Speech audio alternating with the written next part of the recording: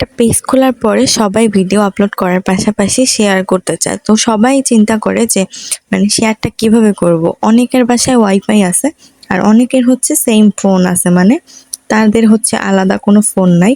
তো আপনারা কিভাবে হচ্ছে আপনাদের ভিডিওটা শেয়ার করবেন সেটা নিয়ে কথা বলবো।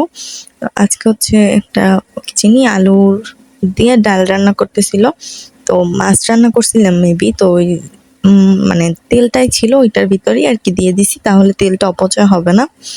যাই হোক, তো আমি আমার কথাটা বলি যে আপনার কিভাবে হচ্ছে শেয়ার দিবেন।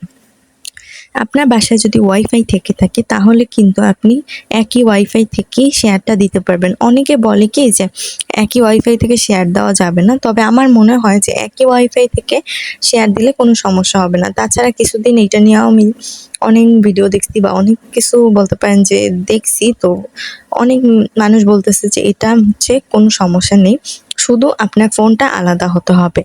যেই ফোন থেকে শেয়ার দিবেন ওই ফোনটা আপনার আলাদা হতে হবে, তাহলে আপনি শেয়ার করতে পারবেন। ওয়াইফাই এক হলে কোনো সমস্যা নেই। তো আপনারাও চাইলে কিন্তু একই ওয়াইফাই থেকে শেয়ার দিতে পারবেন, তবে আপনার ফোনটা আলাদা হতে হবে অবশ্যই। কারণ একই ফোন থেকে যদি আপনি শেয়ার দেন তাহলে সেটা ফেসবুক ধরে ফেলতে খুবই সহজ হয় তাদের। আর অনেকেই বলেন যে নিজের পেজ থেকে বা হচ্ছে অ্যাডমিন আইডি থেকে কি ভিডিও শেয়ার দেওয়া যাবে কিনা।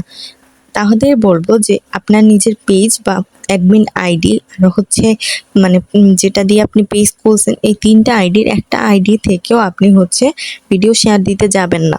কারণ ফেসবুক মনে করবে যে আপনি আপনার নিজের ভিডিও দেখে তারপর হচ্ছে শেয়ার করতেছেন, যেটা কিন্তু ফেসবুক গাইডলাইনের বাহিরে, যে আপনি আপনার নিজের ভিডিও দেখতে পারবেন না আর হচ্ছে শেয়ারও করতে পারবেন না নিজের পেজ থেকে। তো অনেককে দেখছি যে তারা নিজের পেজ থেকে সরাসরি শেয়ার করে দেয়। তো আপু, এটা ভুল কাজ আপনাদের। ওইখানে যখন তারা ভিডিওটা আপলোড করে তখন ওইখানে একটা অপশন দেখায় যে এই কয়টা গ্রুপে আপনি শেয়ার করেন। তারা কিছু না বুঝে হচ্ছে সরাসরি শেয়ার করে দেয়। তো তাদেরকে বলবো যে নিজের page, admin ID, mother ID এগুলো থেকে আপনি শেয়ার দিবেন না। আর অবশ্যই আপনি একই ওয়াইফাই থেকে শেয়ার করতে পারবেন, কোনো রকম সমস্যা হবে না। সো আশা করি আপনাদেরকে বুঝতে পেরেছি।